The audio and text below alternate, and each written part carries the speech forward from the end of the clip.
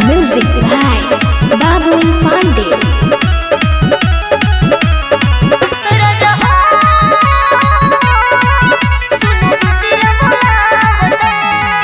धनी बाटे मजबूरी से बढ़ल बाटे दूरी, धनी बाटे मजबूरी से बढ़ल बाटे दूरी, धनी बाटे मजबूरी से बढ़ल बाटे दूरी।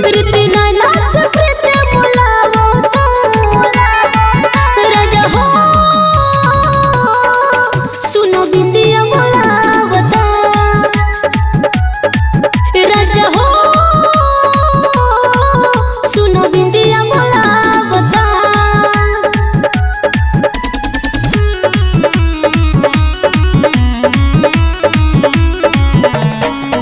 राजा हो, सुनो बिंदिया बोलावता। मछली जस हम तड़पत बानी, नेहबा ऐसन लागल हो।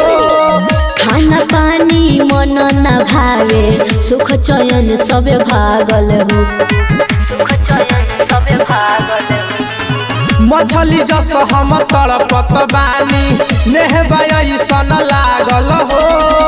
खाना पानी मन न भावे, सुख चयन सबे भागल हो।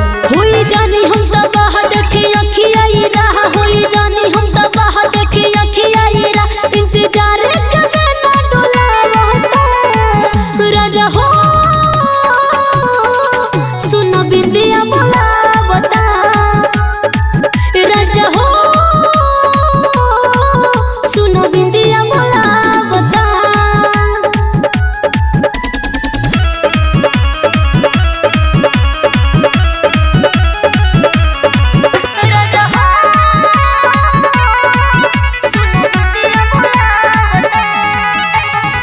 बहुत तो होके माने नी हमहू, जान सुन जान से। पियऊ कुंदन कहेले बतिया, सुनिल तू ध्यान से। बहुत तो होके माने नी हमहू, जान सुन जान से। पियऊ कुंदन कहेले बतिया, सुनिल तू ध्यान से। सुन तक हर दम देवरा सुन सोर गो